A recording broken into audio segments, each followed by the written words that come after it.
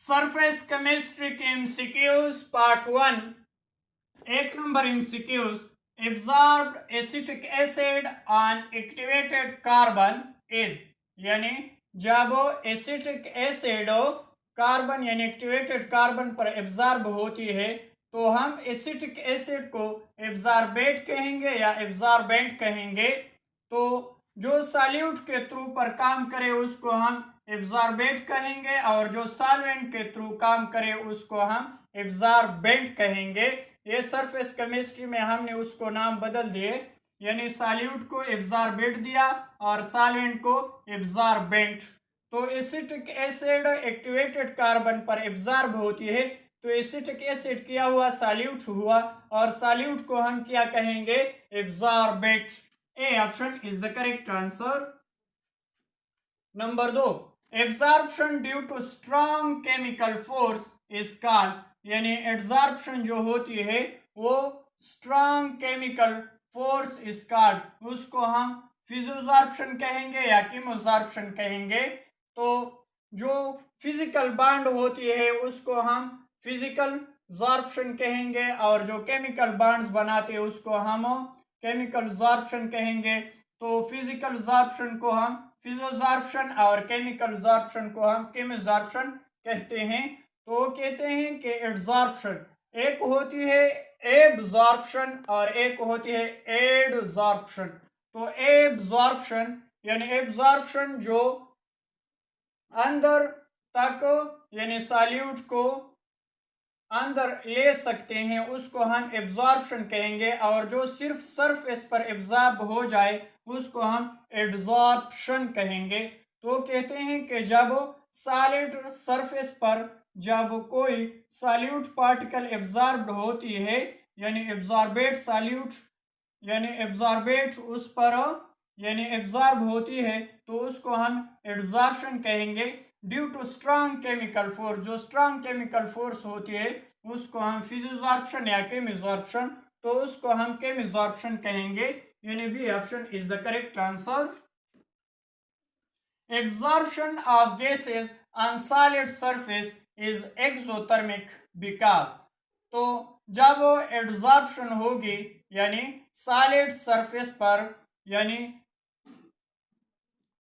Absorbent solute हम नहीं कह सकते, सरफेस केमिस्ट्री में हम सॉल्यूट को एब्जॉर्बेट कहेंगे। जब एब्जॉर्बेट सॉलिड सरफेस पर चिमकते हैं या उस पर एब्जॉर्ब होते हैं तो वो एक्सोथर्मिक प्रोसेस होती है, क्योंकि वो एनर्जी को रिलीज करेंगे फिर बॉन्ड बनेंगे, तो वो एक्सोथर्मिक रिएक्शन होती है। इस वजह से यानी solid surface is exothermic because entropy increase होती है या interaction develop between gases and solid particles. तो जब बॉन्ड बनती है सॉलिड सरफेस और गैस की यानी आपस में बॉन्ड बना देती है तो वो एनर्जी को रिलीज करती है और किसके दरमियान इंटरेक्शन होती है, interaction between gases and solid particles के दरमियान इंटरेक्शन होती है। तो B option is the correct answer. The nature of bond force is absorption और फिजियोजॉर्प्शन, केमिजॉर्प्शन और बोथ। वो कहती हैं कि जो नेचर में बॉन्डिंग फोर्सेस होती है एब्जॉर्प्शन की, उनके फिजियोजॉर्प्शन होती है, केमिजॉर्प्शन या बोथ। तो एब्जॉर्प्शन दो किस्म पर होती है यानी केमिजॉर्प्शन और फिजियोजॉर्प्शन, तो दोनों हो सकती है, यानी C option is the correct answer. Which one of the following is not applicable to chemosorption, यानी वो बता दे जो chemosorption के लिए एप्लीकेबल नहीं है, यानी जो केमिकल बॉन्ड बनाती है। इट इज रिवर्सिबल, तो केमिकल बॉन्ड जो एक बार बनते हैं वो दोबारा टूटते हैं नहीं, यानी केमिकल बॉन्ड्स एक बार बन जाए तो उसको एनर्जी की जरूरत होती है बॉन्ड ब्रेकिंग करने के लिए। It is reversible, it take place at high temperature, तो केमिकल बॉन्ड जब बनाएंगे हम तो उसको लिए हाई टेम्परेचर की जरूरत होती है। It is forms mono molecular layer, और जो केमिकल बॉन्ड होती हैं वो एक लेयर के साथ अट्रैक्शन होती है और वो सिर्फ एक लेयर के साथ बॉन्ड बना देती है। तो C option is the correct, it take place high temperature. B option is the correct, यानी इट इज रिवर्सिबल। तो केमिकल बॉन्ड्स जब एक बार बनते हैं तो उसको दोबारा टूटने के लिए हमें एनर्जी की जरूरत होती है, तो वो रिवर्सिबल नहीं है, वो इरिवर्सिबल है, यानी ए option is not applicable to the chemisorption. 6 number MCQs, which one of the following characteristics is correct for physical absorption, यानी दर्ज झेल खसूसियात में बता दे कि कौन सा सही है फिजिकल एब्जॉर्प्शन में। Absorption on solid surface is irreversible, तो फिजिकल एब्जॉर्प्शन के लिए यानी रिवर्सिबल होती है, वो सॉलिड सरफेस पर बॉन्ड बना देती है फिर चले जाते हैं, तो वो रिवर्सिबल है क्योंकि वो फिजिकल बॉन्ड होती है। Generally both enthalpy and entropy of absorption are negative, तो ये करेक्ट है, यानी फिजिकल एब्जॉर्प्शन में एंथैल्पी और एंट्रोपी यानी डेल्टा एच और डेल्टा एस दोनों क्या होती है, नेगेटिव होती है, तो B option is the correct answer. Which of the following factor affect the absorption of gases on solid, वो कहते हैं कि दर्ज झेल फैक्टर बता दे कि कोई इफेक्ट करती है एब्जॉर्प्शन ऑफ सॉलिड यानी गैस ऑफ सॉलिड सरफेस। तो टेम्परेचर ऑफ गैस क्या होती है, इनवर्सली प्रोपोर्शनल होती है gas on solid surface. Absorption of gas in solid surface के वो इनवर्सली प्रोपोर्शनल होती है। जब टेम्परेचर कम होगा तो एब्जॉर्प्शन ज़्यादा होगी, और जब टेम्परेचर ज़्यादा होगा तो एब्जॉर्प्शन कम होगी।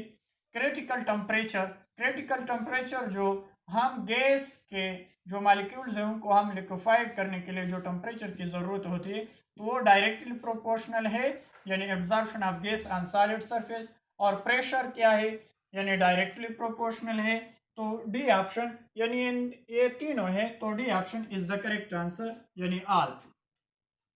Which of the following is used to absorb water, यानी कौन सा दर्ज झेल में आप बता दें इस्तेमाल होती है एब्जॉर्ब ऑफ वाटर के लिए। सिलिका जेल या कैल्शियम एसीटेट, तो silica gel absorb of water, A option is the correct answer. Absorption and absorption are respectively, तो एब्जॉर्प्शन जिसमें बी होती है वो बल्क फिनोमिना है, और जिसमें डी होती है एब्जॉर्प्शन वो सरफेस फिनोमिना है।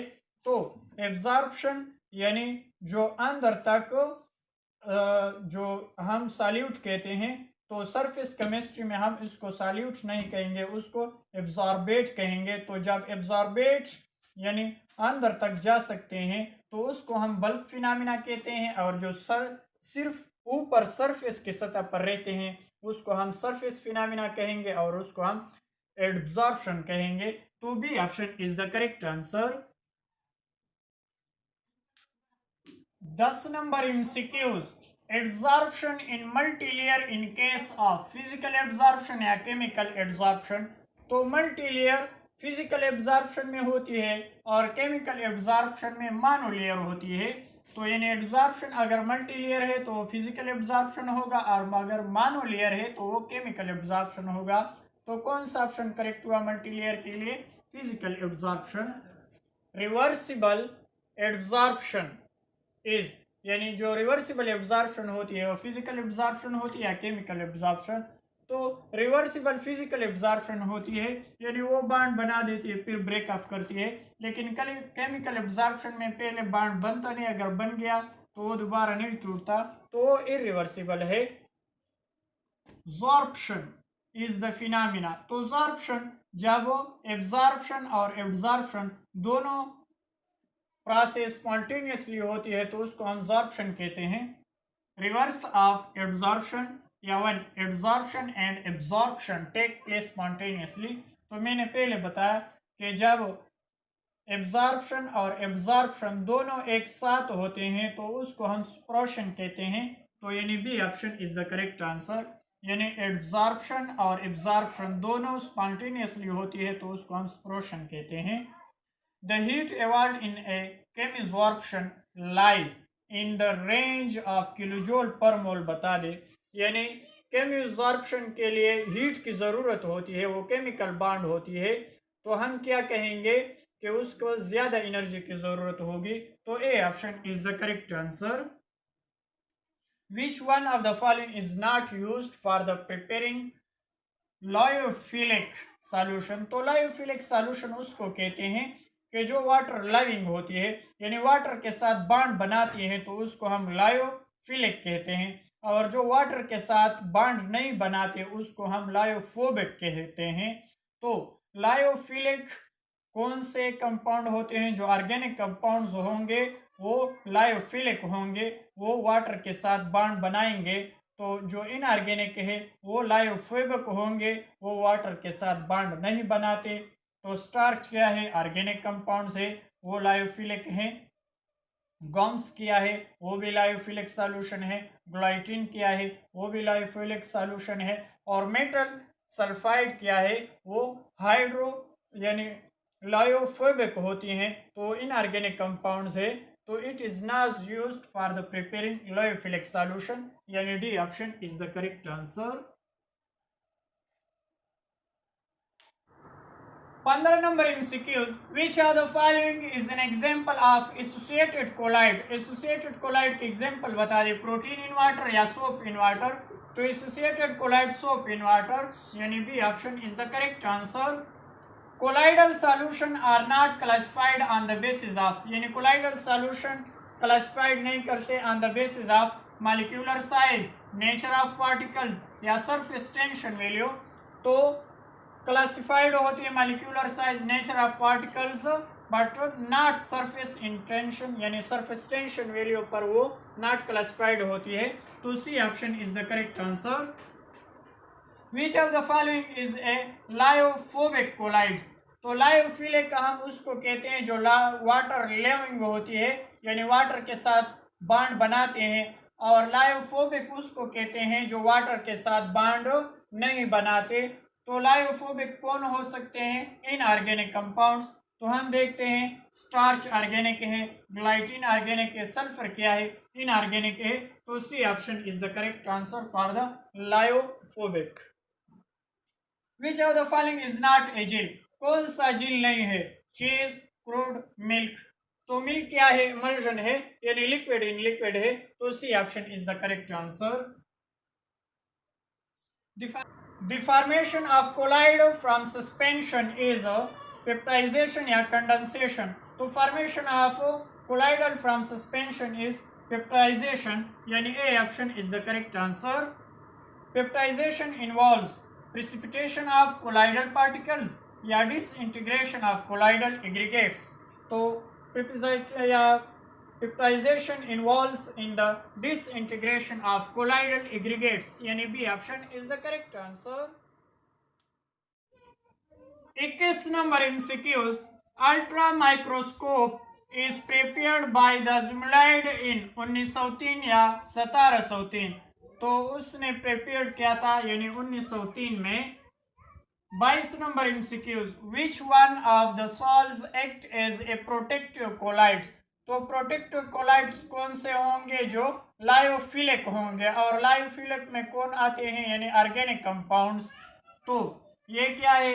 ये इनऑर्गेनिक कंपाउंड्स है। ये ग्लाइटिन भी क्या है? ऑर्गेनिक कंपाउंड्स है। ये इनऑर्गेनिक है, ये भी इनऑर्गेनिक है। तो प्रोटेक्टिव कोलाइड्स लायोफिलिक, और लायोफिलिक कौन से होंगे? Organic compounds. तो B option is the correct answer. और ये लायोफोबिक है, ये भी लायोफोबिक है, ये भी लायोफोबिक है। AS2S3 solves in positively charge या नेगेटिवली चार्ज। तो लायोफोबिक में पॉजिटिवली नेगेटिवली चार्ज दोनों आते हैं, यानी इनऑर्गेनिक कंपाउंड्स में। तो AS2S3 is a negatively colloids, यानी B option is the correct answer. Which of the following electrolyte will be most effective in coagulation of negatively soil? तो most effective coagulation negatively soil यानी जो most positive charge होगा। तो KNO3 +1 है negatively charge, MgCl2 +2 है। तो +2 वाला यानी ज्यादा कोलुगेटिव इफेक्टिव होगा। तो B option is the correct answer. The minimum amount of an electrolyte required to cause coagulation of a soil is called, यानी minimum amount of electrolyte required, जो इलेक्ट्रोलाइट रिक्वायर्ड होती है टू कॉज कोलुगुलेशन के लिए कि वो प्रोटेक्टिव लेयर बना दे of acyl is called coagulation value, तो उसको हम कोलुगेशन वैल्यू कहेंगे। A option is the correct answer. Number MCQs, which one of the following characteristics is associated with absorption, यानी एब्जॉर्प्शन के लिए कौन सा एसोसिएटेड करेक्ट है? Delta G, delta H, delta S all are negative, या delta H T यानी temperature are negative. तो physical absorption के लिए delta G, delta H, delta S यानी तीनों नेगेटिव हो सकती है, तो A option is the correct answer. In the Friedrich absorption isotherms the value of 1/n, तो Friedrich absorption का जो ग्राफ है ये सिर्फ फिजिकल एब्जॉर्प्शन के लिए ये ग्राफ है, ये ग्राफ सिर्फ फिजिकल एब्जॉर्प्शन के लिए है, केमिकल एब्जॉर्प्शन के लिए नहीं है। यानी अगर हम प्रेशर बढ़ाते हैं तो एब्जॉर्बेट और एब्जॉर्ब बटा एब्जॉर्बेंट, एब्जॉर्बेट बटा एब्जॉर्बेंट, तो अगर हम प्रेशर बढ़ाते हैं तो ये भी बढ़ जाएगा, तो एक वक्त ऐसा आएगा 1/n यानी इन दोनों के दरमियान होगा। अगर हम फिर प्रेशर बढ़ा दे तो फिर वैल्यू 0 आएगी। तो अगर हम पहले प्रेशर बढ़ाते हैं तो एब्जॉर्बेट और एब्जॉर्बेंट दोनों यानी मेटल सरफेस पर एब्जॉर्ब होंगे, तो उनकी वैल्यू n होगी और n की वैल्यू 1 होगी, तो x और m उस वक्त तो k के बराबर होगा यानी 1 के बराबर होगा। लेकिन अगर इस पॉइंट्स पे आ जाए इनके दरमियान तो 1/n हम लिखेंगे, तो उस वक्त यानी 0 से लेकर 1 के दरमियान होगा, 0 से लेकर 1 के दरमियान होगा 1/n। और जब हम फिर प्रेशर और बढ़ाते हैं तो ये वैल्यू p की वैल्यू यानी x और m किसके बराबर होगा? 0 के बराबर, यानी फिर एब्जॉर्बेट एब्जॉर्बेंट पर एब्जॉर्ब नहीं होंगे यानी उसकी वैल्यू 0 आएगी। तो ये कहते हैं कि 0 to 1 होगा या 2 to 4 होगा, तो 1/n की वैल्यू उस वक्त 0 से लेकर 1 तक हो सकती है, तो A option is the correct answer. ये ग्राफ आप लेक्चर में पढ़ ले कि किस तरह होगा। ये एब्जॉर्बेट है, एब्जॉर्बेंट है और ये डायरेक्टली प्रोपोर्शनल है प्रेशर की, तो हम डायरेक्टली प्रोपोर्शनल खत्म करने के लिए कांस्टेंट लगाते हैं, तो P 1/n यानी इस वक्त अगर इंटरमीडिएट में होगा तो 1/n होगा और इधर सिर्फ n होगा और इधर 0 होगा। तो ये आप ग्राफ, लेकिन ये ग्राफ सिर्फ फिजिकल एब्जॉर्प्शन के लिए है, केमिकल एब्जॉर्प्शन के लिए नहीं है ये graph. 28 number MCQ, for absorption of a gas on solid, जब एब्जॉर्प्शन होती है सॉलिड सरफेस पर, the plot of log x और m was log p in the linear with the slope equal to n, यानी n being a whole number is k के बराबर होगा या 1/n। तो जब लीनियर के बराबर यानी ये जगह बताती है तो उस वक्त तो ये 1/n के बराबर होगा, तो B option is the correct answer. Which of the following statement is correct for the spontaneous absorption of gases? तो spontaneous absorption of gases होगा तो डेल्टा H क्या होगा? नेगेटिव होगा, तो डेल्टा H नेगेटिव होगा। तो अब देखते हैं कि वो कहते हैं कि delta S is negative and therefore delta H is highly negative, तो डेल्टा H तो नेगेटिव होगा। बी ऑप्शन में delta S is negative and therefore delta H is highly positive, positive नहीं हो सकता, तो delta H high negatively charge होगा delta S से, तो उस वक्त spontaneous absorption is the correct answer, यानी ए option is the correct answer. 30 number MCQs, fog is colloidal solution of, fog colloidal solution है किसकी? गैस इन लिक्विड या liquid in gas. तो फोक क्या है? लिक्विड इन गैस के colloidal solution है, यानी B option is the correct answer. The suspension of slaked lime in water is known as lime water या मिल्क ऑफ वाटर, तो या मिल्क ऑफ लाइम। तो सस्पेंशन जो होती है स्लेकेड लाइम की दो किस्में होती है, यानी प्योर सॉल्यूशन को हम लाइम वाटर कहेंगे और जो सस्पेंशन की होती है उसको हम मिल्क ऑफ लाइम कहेंगे, तो यानी B option is the correct answer. The protecting power of lyophilic, तो लायोफिलिक मैंने बताया जो वाटर लविंग होती है, वाटर लविंग यानी उसमें पोलर होती है और वो वाटर के साथ बॉन्ड बनाती है, यानी lyophilic colloidal solution is expressed in the term of coagulation value या गोल्ड नंबर, तो उसको हम यानी gold number, B option is the correct answer. Lyophilic colloidal solution express in the term of gold number के साथ हम express करते हैं। Position of non polar and polar parts of micelle is, तो मिसल किसे कहते हैं? मिसल पहले जान ले, यानी ये इसी तरह चार्ज होती है लायोफिलिक की, लायोफिलिक कोलाइडल सॉल्यूशन की जो चार्ज होती है वो वाटर के साथ उन चार्ज को बाहर लाती है और उनकी जो टेल्स होती है वो एक दूसरे के साथ चिमट जाती है, यानी टेल एक साथ होती है और वो जो चार्ज होती है वो वाटर के साथ उसकी बॉन्ड बना देती है, और जो ये पोर्शन है उसको हम मिसल्स कहते हैं। तो micelles is polar at outer surface but non polar as inner surface, यानी वो कहते हैं कि पोलर आउटर सरफेस होती है और नॉन पोलर इनर सरफेस होती है, करेक्ट है। पोलर एट इनर, तो पोलर इनर नहीं होती, पोलर आउटर होती है, तो A option is the correct answer. 34 number MCQs, the right option for the statement of Tyndall effect is the exhibited by the starch solution या urea solution, तो Tyndall effect exhibited by the starch solution, A option is the correct answer। In which of the solution the colloidal particles are with negatively charged, यानी colloidal particles negatively charged कौन हो सकता है? starch या TiO2, तो starch क्या है? correct answer है। Subs floating on the surface of slope solution constitute gel या foam, तो कौन सा ऑप्शन यानी soap solution constitute of the foam, B option is the correct answer. Surface of the eye is protecting from bacterial infection by the enzyme, यानी जो आई को protect करती है बैक्टीरियल इन्फेक्शन से, तो वो कौन सा एंजाइम है? पेप्सिन है या लाइसोजाइम है, तो B option is the correct answer. Lysozyme क्या करते हैं? यानी आई प्रोटेक्शन करती है बैक्टीरियल इन्फेक्शन से।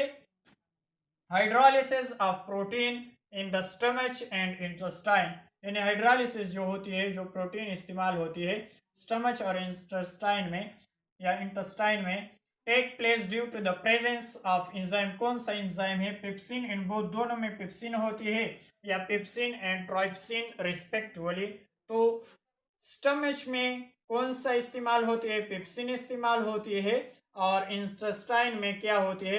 ट्राइप्सिन इस्तेमाल होती है, तो B option is the correct answer. 39 number MCQs, which of the following is not applicable to the phenomena of absorption, यानी जो एब्जॉर्प्शन की फिनोमिना नहीं है, डेल्टा H ग्रेटर देन 0, तो ये एब्जॉर्प्शन के लिए नहीं है, डेल्टा H लेस देन 0 ये करेक्ट है, तो डेल्टा H लेस देन 0 होगा, यानी ये एब्जॉर्प्शन के लिए सही है, लेकिन उसने बताया नॉट एप्लीकेबल, तो A option is the correct answer. Which of the following is an example of यानी एब्जॉर्प्शन, एब्जॉर्प्शन नहीं एब्जॉर्प्शन, एब्जॉर्प्शन हम उसको कहते हैं बल्क फिनोमिना। बल्क फिनोमिना किसी कहते हैं कि जो एब्जॉर्बेट है यानी सॉल्यूट वो अंदर तक जा सके, सिर्फ सरफेस पे नहीं रहे, तो उसको हम एब्जॉर्प्शन कहेंगे। तो वाटर ऑन सिलिका जेल ये है, या वाटर ऑन कैल्शियम क्लोराइड, तो वाटर ऑन कैल्शियम क्लोराइड क्या है? Is an example of absorption, यानी ये बल्क फिनोमिना हो सकती है। At high concentration of soap in water, यानी high concentration of soap water में होती है, soap behave as associated colloid या मॉलिक्यूलर कोलाइड, तो soap behave as a associated colloid, यानी ए option is the correct answer. In petrochemical industries, यानी petrol जब हम बनाते हैं, alcohol are directly converted to gasoline by the passing और heated, यानी कौन सा एंजाइम हम यूज करते हैं, ZSM5 या आयरन। तो जब पेट्रोल हम डायरेक्टली कन्वर्ट करते हैं गैसोलाइंस के लिए by passing through the heated of, A option is the correct answer. Hardy Sodali's rules explain the effect of electrolyte on the convolution of colloidal solution.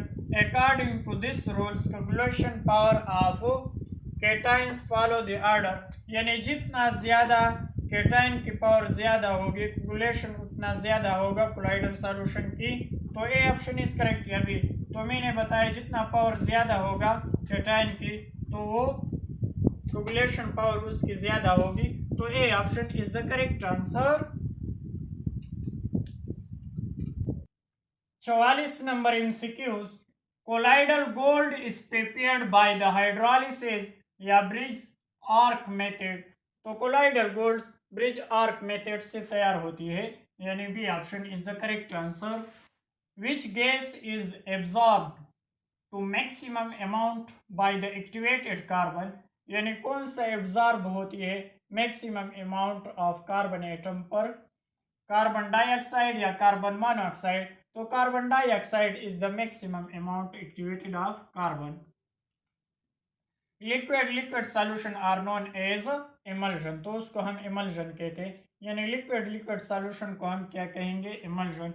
जिस तरह के मिल्क और वाटर आपस में मिलते हैं, तो कौन सा एग्जाम्पल है, इमल्जन की एग्जाम्पल है। विच of the following metal solution can not be prepared by the bridge arc method, यानी ब्रिज आर्क मेथड के साथ वो प्रिपेयर्ड नहीं होती, वो का यानी वो मेटल बता दे, कॉपर है या पोटाशियम है, तो पोटाशियम क्या है, इस मेथड में तैयार नहीं हो सकती। The number of components of colloidal system are, यानी कोलाइडल सिस्टम में कितने कंपोनेंट्स होते हैं, 1 या 2, तो 1 नहीं होते, यानी एक डिस्पर्स फेस होती है और एक डिस्पर्स मीडियम होती है, तो 2 कंपोनेंट्स उसमें मौजूद होते हैं कोलाइडल सॉल्यूशन में या कोलाइडल सिस्टम में, तो B option is the correct answer. 49 number MCQs, the colloidal solution are purified by peptization या डायलाइसिस, तो कोलाइडल सॉल्यूशन हम प्योरिफाइड करते हैं यानी डायलाइसिस, यानी डायलाइसिस करवाते हैं, तो कोलाइडल सॉल्यूशन क्या होती है, प्योरिफाइड होती है, यानी प्रिसिपिटेशन के जरिए हम उसको प्योरिफाइड नहीं कर सकते, तो B option is the correct answer. 50 MCQs, which one of the following substance give a positively charged solution, यानी पॉजिटिवली चार्ज सॉल्यूशन में कौन सा सब्सटेंस मौजूद है, गोल्ड या फेरिक हाइड्रोक्साइड, तो फेरिक हाइड्रोक्साइड क्या है, करेक्ट आंसर है, यानी B option is the correct answer.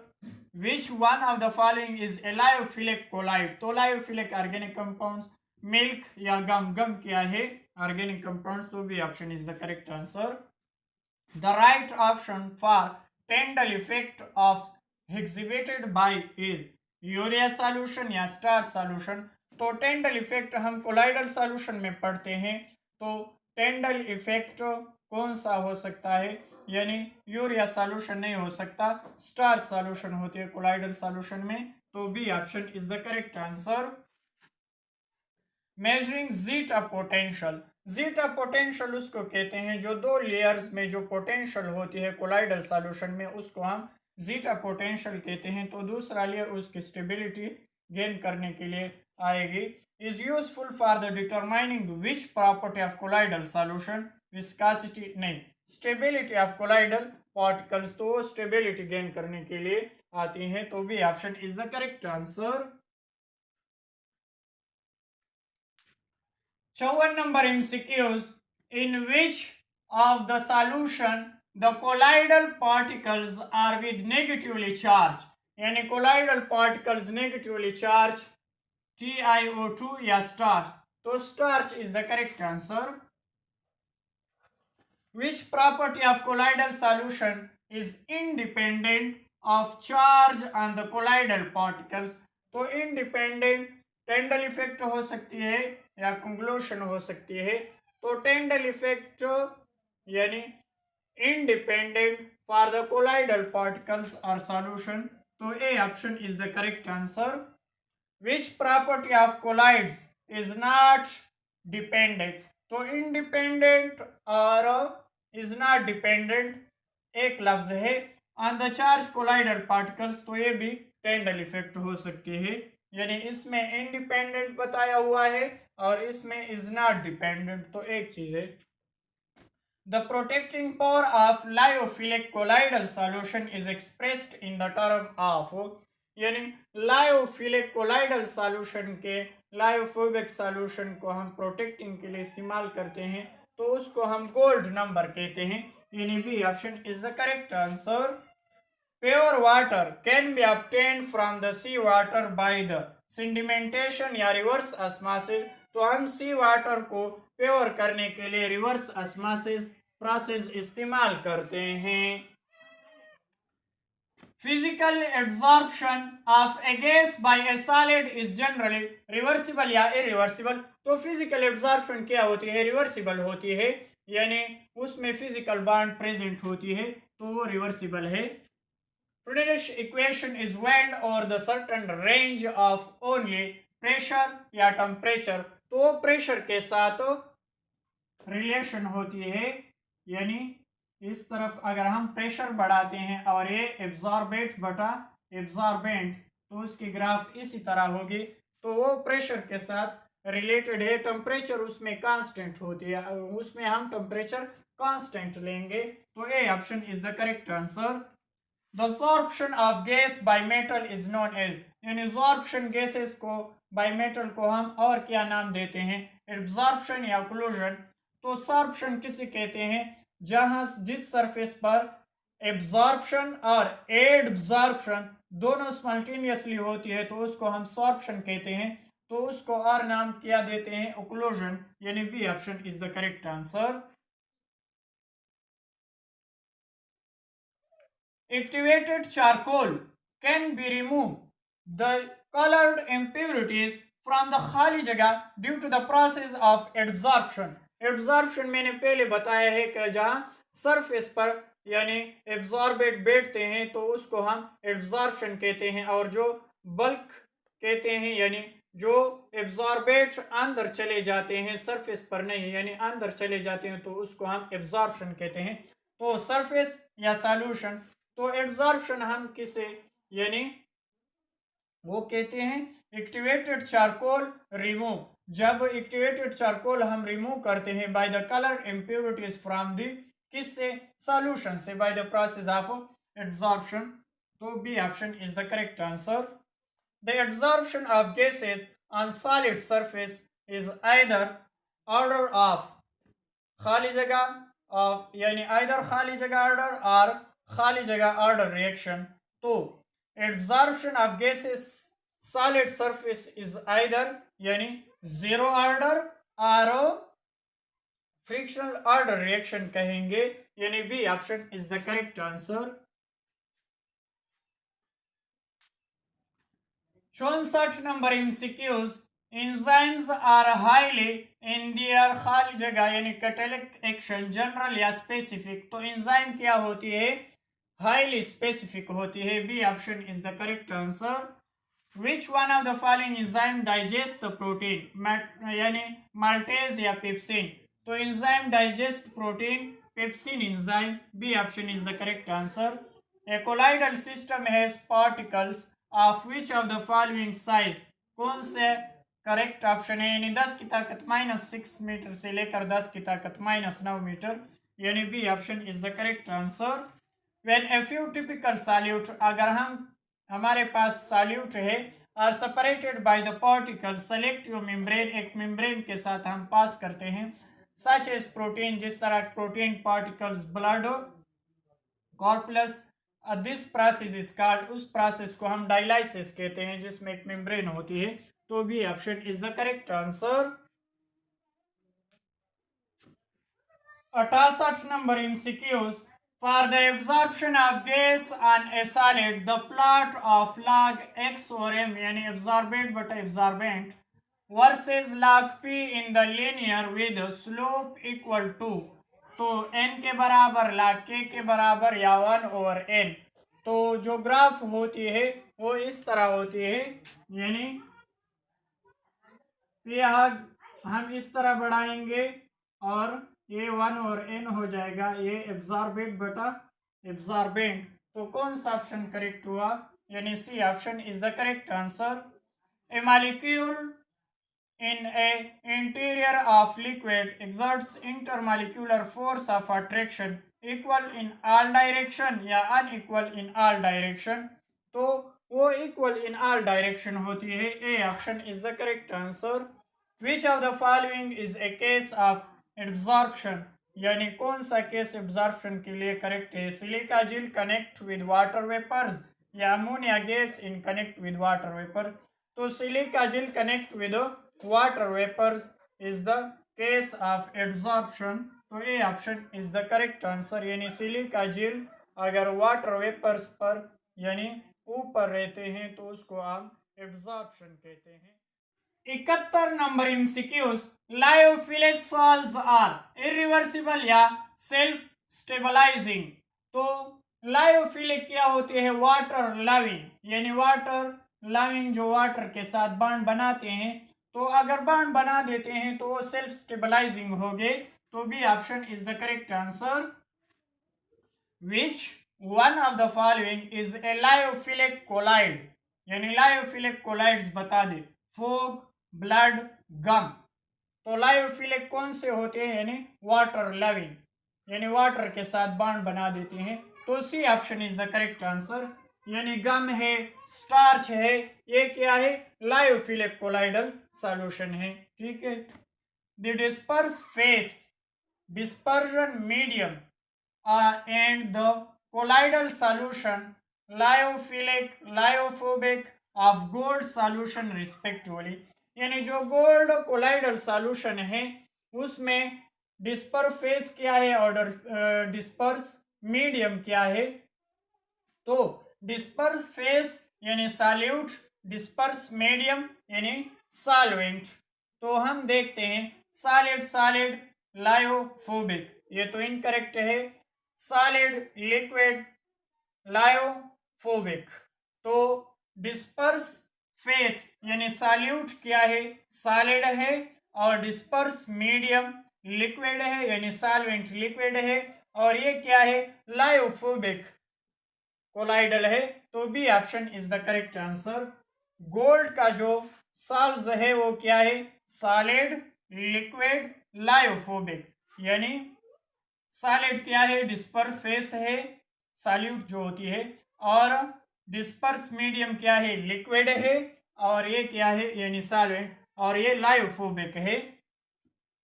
Disperse phase and dispersion medium in butter, यानी बटर में बता दे आर रिस्पेक्टिवली, ये थोड़ा कंसेप्चुअल है। सॉलिड एंड लिक्विड होती है या लिक्विड एंड सॉलिड, तो बाज लोग यानी सॉलिड एंड लिक्विड को करेक्ट देते हैं। तो बटर में लिक्विड क्या होती है, डिस्पर्स फेस होती है, और सॉलिड जो होती है वो डिस्पर्स मीडियम होती है। ठीक है, यानी लिक्विड एज ए सॉल्यूट इस्तेमाल होती है और सॉलिड क्या होती है, एज ए सॉल्वेंट इस्तेमाल होती है। तो यानी लिक्विड डिस्पर्स फेस होगा और सॉलिड डिस्पर्स मीडियम होगा, ये सॉल्यूट होगा और ये सॉल्वेंट। तो B option is the correct answer for the butter colloidal solution. Breeding arc method can not be used, यानी breeding can not be used होती है ब्रीडिंग आर्क की जो मेथड है, for the preparing colloidal solution for which of the following दर्ज झेल में। तो पीटी, एजी, एयू, एफई। तो आयरन जो होती है वो कोलाइडल सॉल्यूशन नहीं बनाती है ब्रिक आर्क मेथड की वजह से, ये तो जल्दी एवोपरेट हो सकते हैं, लेकिन आयरन इतनी जल्दी एवोपरेट नहीं हो सकती। तो D option is the correct answer. 76 number MCQs. A colloidal solution of a solid is a disperse phase, यानी सॉलिड क्या है, डिस्पर्स फेस है यानी सॉल्यूट है। And liquid as a dispersion medium, और लिक्विड क्या है यानी सॉल्वेंट है, dispersion medium is known as, तो उसको हम सॉल्स कहते हैं, या जेल, तो उसको हम सॉल्स कहते हैं, यानी ए option is the correct answer. अगर सॉलिड डिस्पर्स फेस है और लिक्विड डिस्पर्स मीडियम है तो उसको हम सॉल्ट्स कहते हैं। Movement of dispersion medium under the influence of electric field is called as, ये डिफिनेशन है, यानी मूवमेंट ऑफ डिस्पर्जन मीडियम जो होती है under the influence of electric field is called electroosmosis या इलेक्ट्रोफोरेसिस। तो यहाँ पर लिक्विड यानी सॉल्वेंट क्या होती है, मूवमेंट करती है, तो सॉल्वेंट की मूवमेंट में हम क्या कर सकते हैं, यानी electroosmosis. A option is the correct answer. Electrophoresis नहीं होगा, क्योंकि यहाँ movement of dispersion medium under the influence of electric field is called electroosmosis, तो उसको हम इलेक्ट्रोस्मोसिस कहेंगे क्योंकि सॉल्वेंट मूवमेंट करती है। Surface tension of lyophilic salts is, यानी सरफेस टेंशन ऑफ लायोफिलिक बता दे, lower than that of water या equal to that of water, तो लोअर होगा, यानी लायोफिलिक है तो वो वाटर के साथ बॉन्ड बना देते हैं, वाटर के साथ बॉन्ड बनाने के बाद उसमें टेंशन नहीं होगा, यानी सरफेस टेंशन नहीं होती, तो lower than that of water. A option is the correct answer. Gold number of lyophilic salts, यानी जो गोल्ड नंबर होती है लायोफिलिक सॉल्यूशन में, in such property that the lower its value the greater the protecting power, या the larger the value the greater is protecting power. तो कौन सा option correct हुआ, यानी ए ऑप्शन। अगर गोल्ड नंबर ऑफ लायोफिलिक ये inversely proportional होती है, साइल in such of property the lower its value, अगर उसकी वैल्यू कम है, the greater the protecting power, तो उसकी प्रोटेक्टिंग पावर क्या होगी, ज्यादा होगी। Which of the following is incorrect statement, यानी इनकरेक्ट स्टेटमेंट बता दे, ये इनके साथ रिलेटेड है। हायर द गोल्ड नंबर, अभी हमने पढ़ा कि लोअर वैल्यू होगी तो प्रोटेक्टिंग पावर होगा, more protecting power of the lyophilic salts, तो ये इनकरेक्ट है।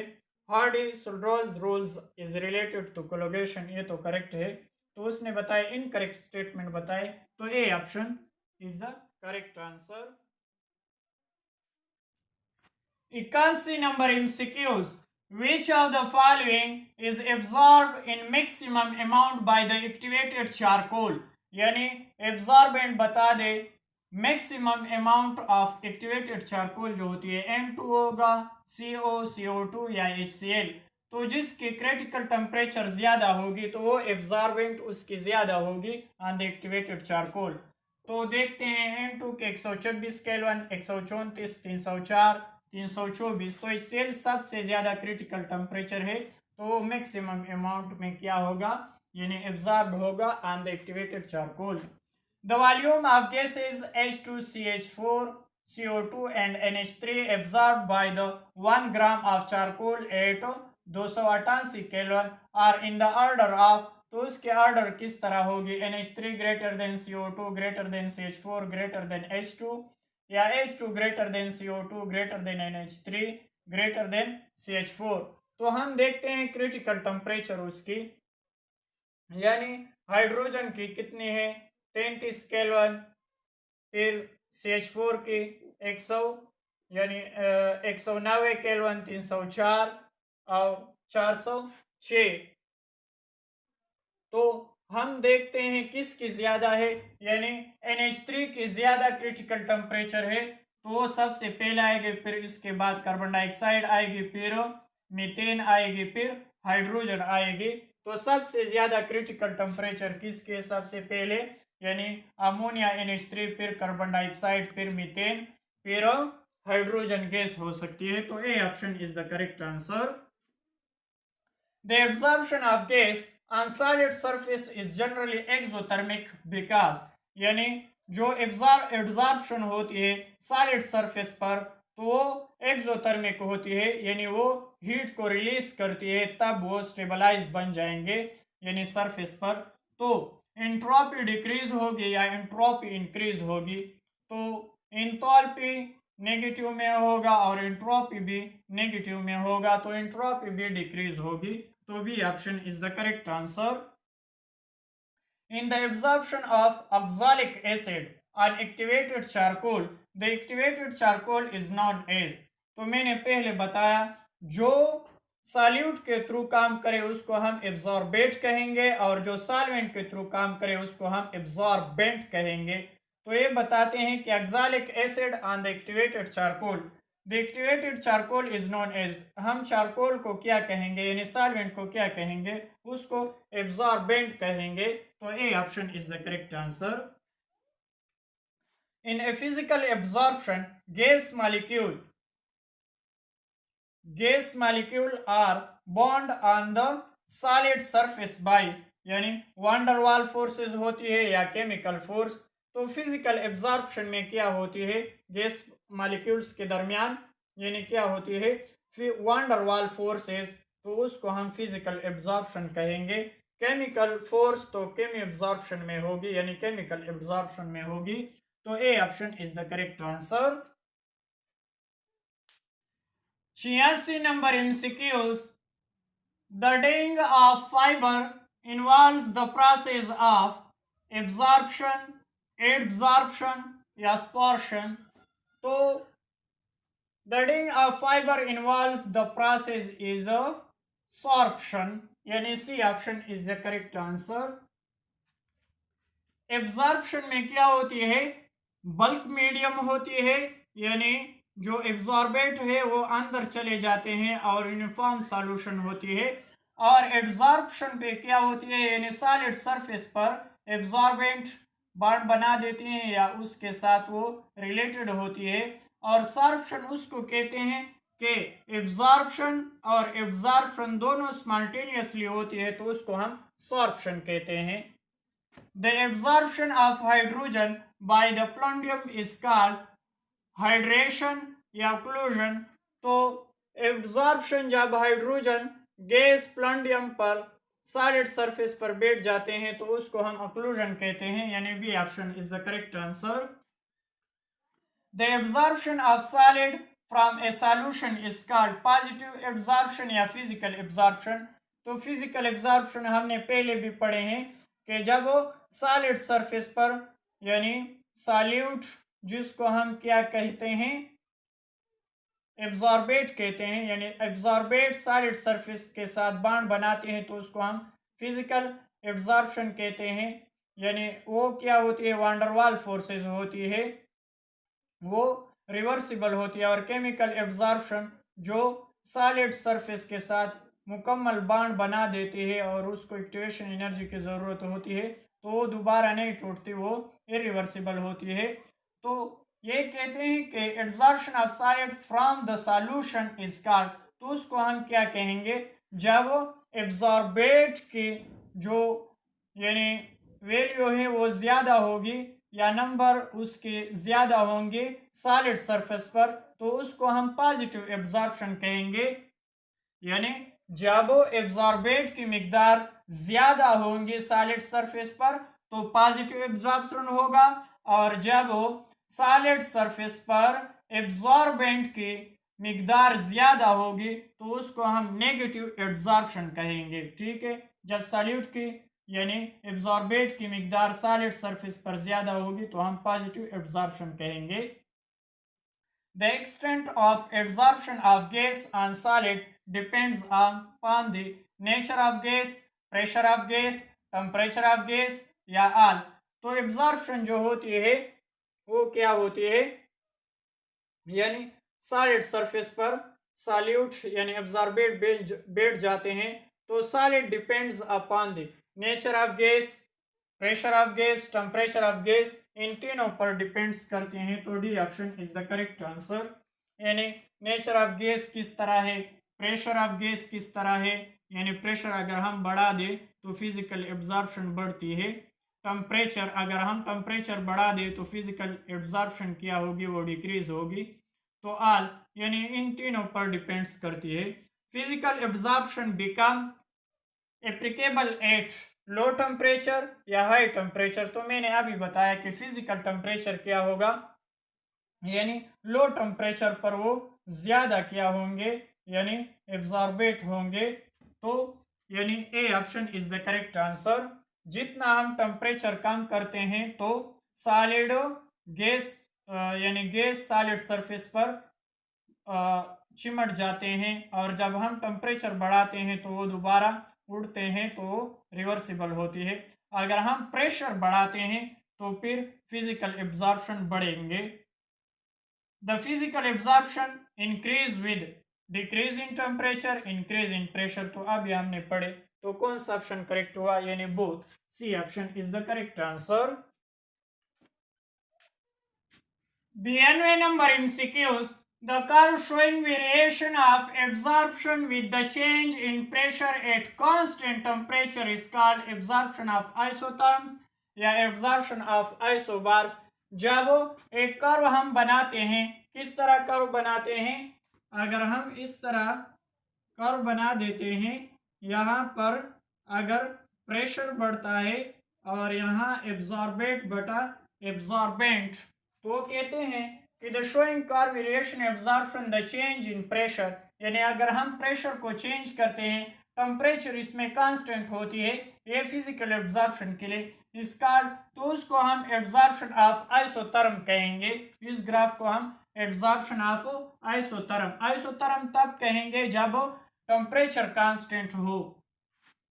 The graph between the amount of एब्जॉर्बेड यानी x और m and temperature at constant pressure is called, तो उसको हम एब्जॉर्प्शन ऑफ आइसोथर्म्स, ये दोनों एक जैसे हैं।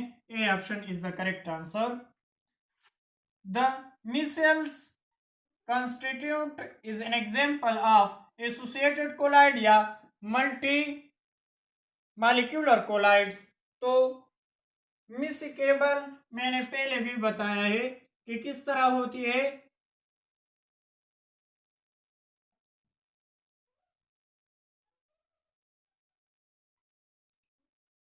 कि जो चार्ज है वो बाहर की तरफ हो और उनकी जो टेल है वो अंदर की तरफ हो, और इस पोर्शन को हम क्या कहते हैं, मिसेल्स। तो मिसेल्स यानी constitute is an example of associated colloids, यानी जब उसमें आयंस मौजूद होती है तो उसको हम एसोसिएटेड कोलाइड कहेंगे। यानी मल्टीमॉलिक्यूलर कोलाइडल हम उसको नहीं कह सकते। The solution of rubber is an example of, यानी सॉल्यूशन ऑफ रबर किसकी एग्जांपल है, मैक्रोमॉलिक्यूलर कोलाइड या मल्टीमॉलिक्यूलर कोलाइड। तो वो मैक्रोमॉलिक्यूलर कोलाइड की एग्जांपल है, यानी ए option is the correct answer. Which of the following plot is an absorption isobar for the chemical absorption when x and t graph in a temperature और absorbent के दरमियान आप ग्राफ बना दे, लेकिन केमिकल एब्जॉर्प्शन के लिए, फिजिकल एब्जॉर्प्शन के लिए नहीं। तो ए ऑप्शन इज करेक्ट या बी ऑप्शन। तो अगर हम टेम्परेचर बढ़ाते हैं तो एब्जॉर्बेट भी एब्जॉर्बेंट पर एब्जॉर्ब होंगे, तो ज्यादा टेम्परेचर देंगे तो वो क्या होंगे, यानी कांस्टेंट होंगे। ए option is the incorrect answer. अगर हम पहले टेम्परेचर बढ़ाते हैं केमिकल एब्जॉर्प्शन की, तो एब्जॉर्बेट ज्यादा होंगे, यानी एब्जॉर्बेट ज्यादा एब्जॉर्बेंट पर एब्जॉर्ब होंगे। एक टेम्परेचर पर, यानी अगर हम टेम्परेचर और बढ़ाते हैं तो एक ऐसा वक्त आएगा कि अगर हम और टेम्परेचर बढ़ाते हैं तो एब्जॉर्ब नहीं होंगे, यानी वो वापस आएंगे। तो B option is the correct answer. यानी शुरू में अगर हम टेम्परेचर देते हैं तो एब्जॉर्ब होते हैं, एब्जॉर्बेट। अगर ज्यादा टेम्परेचर देते हैं यानी सरफेस मुकम्मल भर जाए सॉलिड सरफेस, तो अगर हम टेम्परेचर बढ़ाते हैं तो वो बॉन्ड फिर ब्रेकअप होंगे, यानी वो दोबारा टूटेंगे। इतने टेम्परेचर वो बर्दाश्त नहीं कर सकते, यानी एक टेम्परेचर तक वो बढ़ाएंगे फिर डिक्रीज होंगे, तो भी option is the correct answer. 97 number MCQ, smoke is a colloidal dispersion of solid in gas या गैस इन सॉलिड। तो स्मोक क्या होती है? सॉलिड इन गैस होती है। A option is the correct answer. Smoke is an example of solid in gas. Peptization is the process of dispersing the precipitate into colloidal state या purification of colloidal. तो purification of colloidal हम dialysis में पढ़ते हैं। तो peptization, dispersing the precipitate in the colloidal state into colloidal state. A option is the correct answer. Solid glycerol is an example of colloidal system of solid dispersed in gas या gas dispersed in solid. तो solid glycerol क्या होती है? Solid dispersed in gas होती है। A option is the correct answer. Which of the following colloids are solvent loving colloids? यानी solvent loving, water loving colloidal, तो उसको हम लायोफिलिक कहते हैं, और जो वाटर के साथ बॉन्ड नहीं बनाते उसको हम लायोफोबिक